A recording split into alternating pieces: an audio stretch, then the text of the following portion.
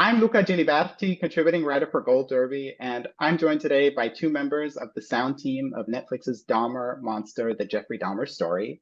I'm here with Amanda Beggs, the production sound mixer, and Laura Weiss, the re-recording mixer. And Amanda and Laura, just to get things started, I'd be very curious to hear from you how much you knew about the Jeffrey Dahmer case before you signed on to the show, and how your perception of it changed once you started digging into it a bit more. Amanda, let's start with you.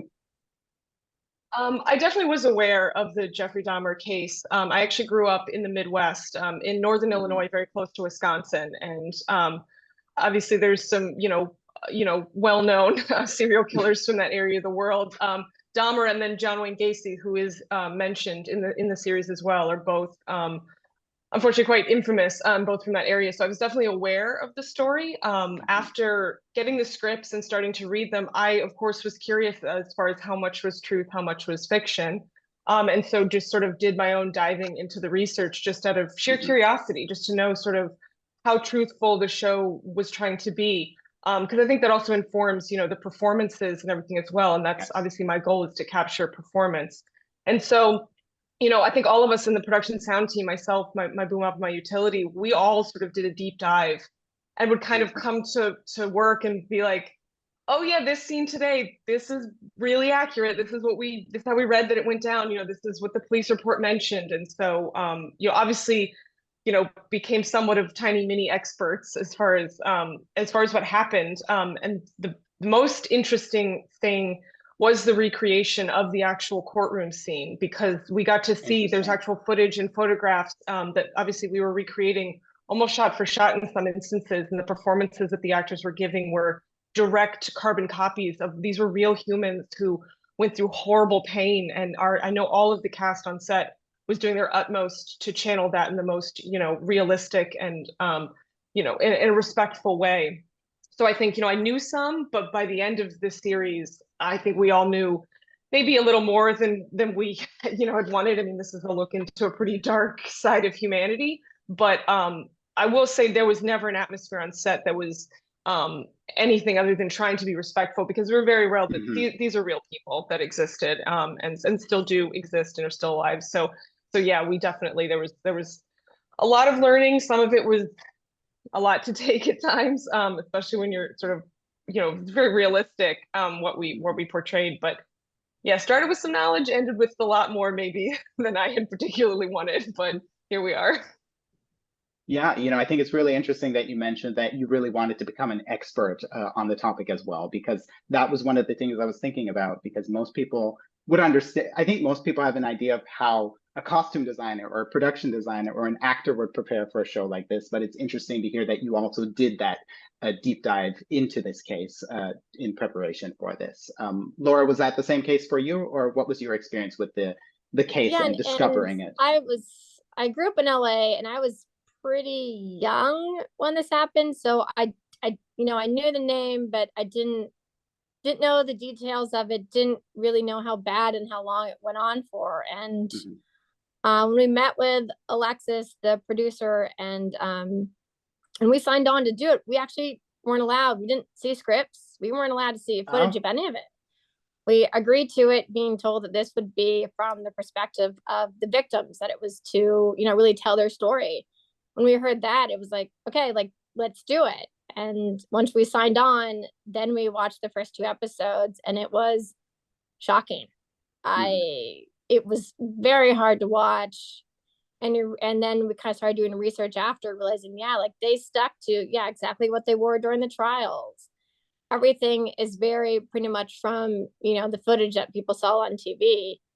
And at that point, I think our whole goal was to just, protect it and to just have it play as realistically as possible, which for sound, for post, a lot of it meant we were just really kind of understated, to just kind of let the actors do their job. And like Niecy Nash, so good that you just want to just let her, let her be and let her say her part. And for sound, we just kind of held back in a weird sense to make it, in some ways more impactful. That's really interesting, because what I sort of want to talk about, you already mentioned that we do get to see this story or these tragic events from the perspective of some of his victims and their families. And the interesting aspect of the show is that we get these different perspectives, right? We do get his victims, the perspective of his victims and his families, but we also get Jeffrey's perspective in a way.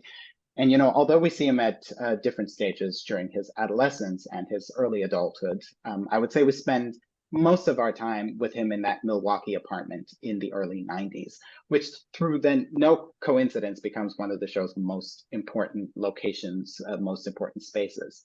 How would you say sound and the sound mix helped create that eerie, claustrophobic atmosphere that kind of became the apartment's standout trait? Whoever would like to take that one first. I think the main point, or I guess the main goal for us, for especially Dahmer's apartment, is he's very isolated. Like, yes, he could, you know, go out and meet people and fake it to get what he needed, especially through the police. But when he's at his home, he's very isolated, even though he's in quite a large apartment. So it was to, you know, obviously still fill up the room because we mixed it in home atmos. So you still have to fill up the room.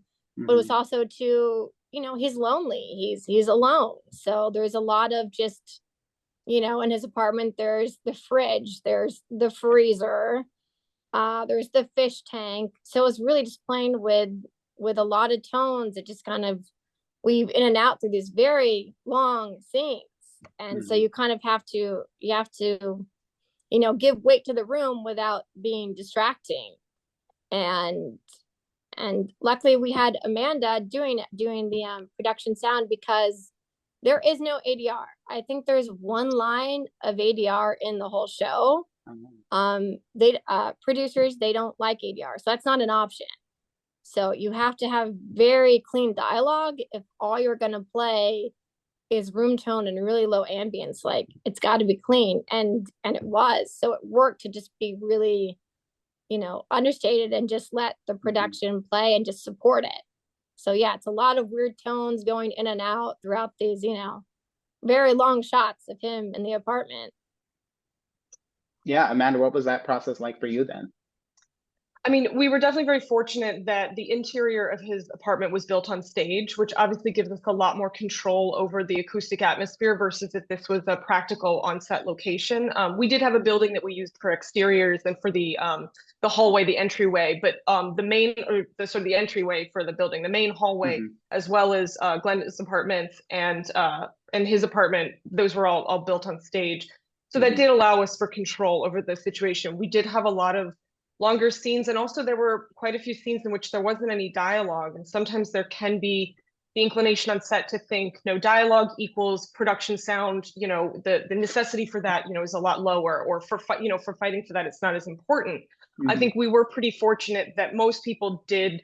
It wasn't ever really a battle to say that, like, hey, the shot's not MOS, guys, like, he's picking up a drill and setting it down, you know, we need to get all of that. The fish tank was probably our biggest culprit as far as noise. So yeah, so obviously when we saw the fish tank, the DP loved the look of it. We like to see the bubbles, so we of course hear it. But anytime that we didn't see the fish tank, we would turn it off. And so that allowed us to get things as clean as possible, and then you'd have a shot with it. So we obviously tried for post to record, you know, room tone of the fish tank, so giving, you know, them something to play with, to work with, so they could add it back in. But definitely it was always just about controlling the environment, getting things obviously as clean but as realistic as possible. I mean, there's scenes in which people are soft spoken, and that's okay, as long as we can still hear them, and there's that, you know, the elevation of the dialogue is enough over the sort of ambient, you know, noise of the room. That's fine, it's okay. Maybe you have to strain to hear something, but maybe the victims had to strain to hear Dahmer. You know, I think that realism is something that we were going for, and I think we were very fortunate that we had this sort of great environment to work in. The biggest challenge was just that there were days in which they wanted to put 3 cameras in that tiny apartment. Oh, Lord. And that's where we had to get creative with mic placement, because if you want to shoot a wide and 2 tight, where do you put the boom? And so luckily we had producers and directors who were very on board, understood that it was important for us to get in there, and we got to do some things like placing the boom in the shot, knowing that they would paint it out later. We got very creative with plant mics. We hid mics in any place that we could, on the floor, on the back of a door. I mean, we got very creative with those. So, because there were definitely, I know in the first episode with Tracy, the character Tracy, the guy who is the reason why Dahmer gets caught, he is shirtless for the vast majority of his time on camera. And so there is not a wire on him. No wire. Oh, and there was a lot of wide and tights, and and he gets quiet at times. So it was just, you pick the right mic for the job, and you fight your battles to get in there. But luckily, everyone was very much on board. I mean, I think there was never really a, sound doesn't matter. I think maybe it's an attitude that can exist on some sets. I really didn't feel that on this set. It was so, we were able to provide post, hopefully, with everything they needed. Yes, you did. Well, that's great. And, the realism that both of you mentioned, you could really feel that in watching every scene that took place in that apartment. When I talked to the production designer, Matthew Flood Ferguson, I told him that, every time you're in that apartment, you just want to get out of there immediately because of how eerie and how claustrophobic, and you just feel like you're in that apartment and no one really wants to be in that space. So I feel like all the elements really came together well to sort of create that atmosphere. And then, going to Glenda Cleveland, what's really interesting about her is that we don't actually see everything that goes down in Jeffrey's apartment, but we hear a lot of it from Glenda's apartment and from her point of view. So was there ever an intention on your behalf to turn up or intensify some of the sounds that were coming from next door to sort of capture how traumatizing that experience was for Glenda on the show? Or how did you approach her world and get us into her mindset? It's funny, our approach kind of changed quite a bit. The first episode we did mix was, it was actually episode 1, and it is that first scene when you're in her room, or you're in her living room just watching TV, and she is hearing the sounds through the vent. And I must have mixed that 10 different ways. And really, our first approach after that whole first episode was, the sounds coming through the vent in the first were, much more defined the first time we played it. Because she does, you do watch her face, run her face, and she is wincing, and you can tell she's in pain just from hearing the sounds. Even that montage scene at the end of the reel when they raid his apartment, we were much more, flashy and doing a lot of, sound design and hitting and stinging certain objects that you see. And we realized that it was just, well, it did sound good. It was too over the top. And quite frankly, anyone who's probably watching Dahmer probably knows the story, and you just don't need it. And it almost hurts what you're watching. So that whole first scene, we decided to just peel back, and it is extremely subtle. I mean, we took a gamble. It's pretty subtle, but the payoff is the next shot, you see him in the kitchen cleaning everything off. That it's like, it just, it was a hard series to work on, just emotionally. And I assume that was how it was for the viewer, that to add anything really grotesque just didn't seem appropriate. It didn't seem fair. It wasn't something we wanted to do. So we kind of made the decision, producers and the sound team, to just hold back and just give the idea of what was happening, and then just, let it be. It was just too much. Yeah. Amanda, do you have anything to add to that? I mean, we knew obviously that was going to be something that was going to be built later on. We tried to provide elements that we thought, might be useful. Mainly for us, it's about the vocal elements. So I know we did a pass where we did have Tracy, our actor who played Tracy, do a wild pass of different moans, screams, yells, things that we didn't necessarily get in production track, but just sort of elements that maybe could work for sort of, they could filter through that vent, in whatever way they chose to end up going. So we tried to provide things like that. But as far as anything else, I mean, that was one of those things where you have to hand it to Nisi, because when we're filming on set, I mean, that's a dead quiet close up, and she's just got to react to whatever she hears in her imagination that's happening. And then that ends up working so well with, obviously, with the sound bed, the atmosphere that then post ends up creating. And so I think that was what we did was just provide our little sort of half of it, knowing full well that story element, that was going to be something that was going to be created later. And so we just tried to record some elements. Hopefully they can use them. If they can't, it's, it's what it is. But yeah, that's kind of was our only part in that. Yeah, I think what you both said is really, really important and really interesting. And I sort of want to get back to that of not making some of these sounds be overly grotesque and just letting the actors do their work. Because, like I said, we don't see everything that happens in Jeffrey's apartment, but the show does depict some gruesome murders, or has some very gruesome scenes. And in scenes like those, like, for example, when you have Jeffrey striking Stephen Hicks with the barbell and then strangling him in the third episode, how do you ensure that those sounds are as realistic as possible, without turning those scenes into something gratuitous or grotesque, if you know what I mean? That's kind of hard to answer. Like it's a feel thing, which you're like, what kind of answer is that? You just have to feel, it out. And you do try things. Sometimes there might be,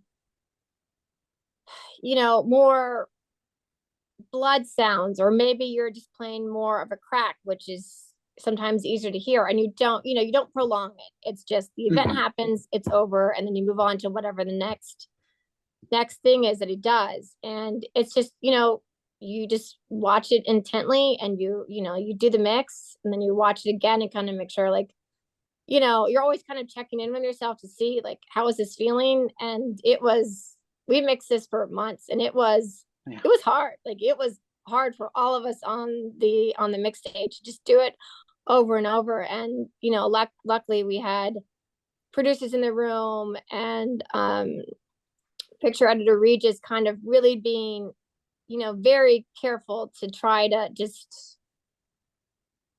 kind of let the story be, and just be as realistic as possible. So the answer is just it's you just have to feel it out. That's probably kind of a weird answer, but that's you just have to try it and go, does this feel right? And if it doesn't, then you've got to pull back. Amanda, would you agree with that? Was that also your approach in a way? I mean, absolutely. I mean, I think, again, to what we add to that, because obviously we're not actually hitting a human skull with a barbell on set. It is a foam barbell, one for would the hope. safety of the actors. Yeah. But the thing that sold it for us on set, even hearing the sort of final mix, so to speak, on set, obviously having these moments where, like, clearly you're missing the crack, or those very visceral kind of moments that happen during a fight.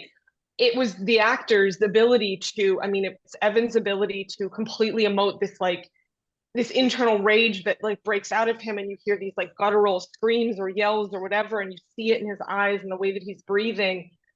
Even though we're missing some of those elements on set, I can tell you that we would walk away from some of those scenes just being like, oh, okay. Yeah. And that was just simply due to the performance, which obviously our job as the production sound team is to capture that in a way that is, usable and of the highest quality, to make sure that, the actors don't have to try and recreate that later, because they're in that headspace in that moment in time. We just want to make sure that we don't ask them, sorry, we didn't get it, can we go for another take for our purposes? And in the case of the Stephen Hicks scene, there was a very specific moment we set up in that house. That was a real house in Altadena. And there was a fan, like an oscillating, like a room fan that was on in the room.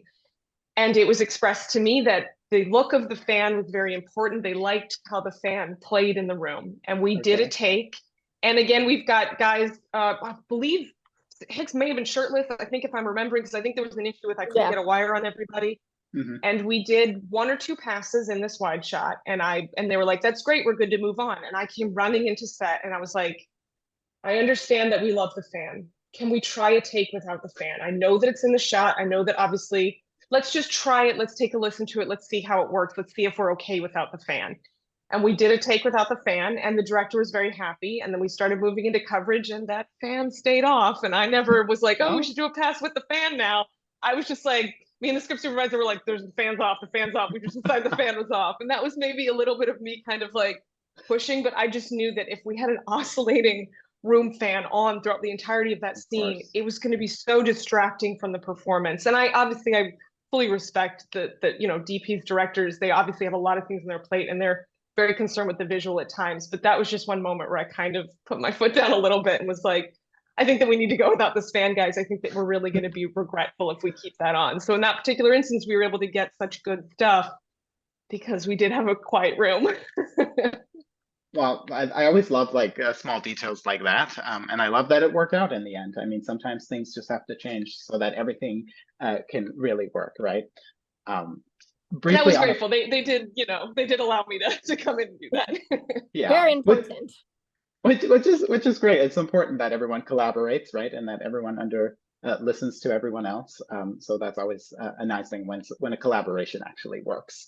Um, I just briefly before we have to unfortunately end this, I do want to briefly talk about the 6 episode Silenced because we've talked about how this show also tells a story from the perspectives of the victims and their families, and that's no more so the case than in Silence, which is one of the show's most remarkable achievements because there are stretches in which the sound is completely turned off, which really puts us in Tony's shoes. So walk me through the process of working on this episode and, making sure that those transitions between the moments in which we do have sound and in the moments in which we don't, ensuring that those transitions served the storytelling and weren't gimmicky, if you know what I mean. That episode was definitely one of the harder ones, and we did, it's, you don't want to be cliche like, oh, let's not play any sound or let's just muffle it. And that one was quite this one we really kind of let the producers lead us on. This one we definitely, sound team definitely had ideas, but for that one we definitely just went to producer and said, okay, like, what do you want here? And in the end it was play very little, which usually does not work on TV just because it just seems like you just turned off the sound. But they really wanted to go with barely anything. And, we talked about consequences of how that, might affect the viewer. It might not work. They might just think there's something wrong with their TV. And it was something they really wanted to do. So it is very quiet when Tony's just talking with amongst his friends, and then we usually use something that was in the environment, something that was visually on screen to kick us back into the world of sound, because we didn't really use a lot of sound design. Anything we did use, it was from the environment that they were in, just because we wanted to stay out of like supernatural and too magical or whatever. So it was to just use from the environment, and it was, I mean, it's a gamble, but it was something the producers wanted to do, and so we hopefully made it work. I hope. Absolutely. Your goal at the end of the day is to to make the client happy, and so hopefully that's what we did for those scenes. Oh, you absolutely did. And Amanda, do you have anything to add before we slowly wrap things up? I mean, we did. We recorded anytime, even with, the actor who played Tony and obviously his friends were actually hearing impaired individuals. But we still wired them up. We still rolled on every shot, because obviously there's the environment that they're in, not to mention the fact that, they're the clothing rustle, and as they sign, as they move around, there was sort of, there's obviously noise that's created there. And so not knowing the direction that the episode would go sort of in post, we figured give them everything. You can always take it away. You can always choose not to play with it. But we recorded everything on those. We treated them like they would be any other scenes, just as you would with, actors who are speaking audibly versus actors who are signing. We treated them the exact same. One interesting thing that we did get to do was we actually wired up the interpreter. So as they were signing, off camera and in a separate track, not in the mix at all, was the interpreter interpreting, like so translating what the signs were. The goal of that being to help editorial, who most likely didn't know ASL, so that they could know what they were saying, and if they misspoke, so to speak, if they missigned, if there was a, they could stay, in sync without having to have someone come in and translate it later. So we sort of live created this transcription on set as like an isolated track, just to help out editorial, because we figured not everyone knows ASL, and so this would be something we could at least do to help. Yeah. Yeah, that's really interesting. I wouldn't have thought about that, but thank you so much for sharing that. And Laura, to what you said, it was very effective. I remember watching that episode for the first time, and at first you're not expecting the sound to just go off, but when it does, you're just put in Tony's shoes, and I think that makes for one of the most effective episodes of this show. So I'm so sorry, but I do fear we've run out of time, Amanda and Laura, but thank you so much for your time today and for all your insight. Thank Thank you. you.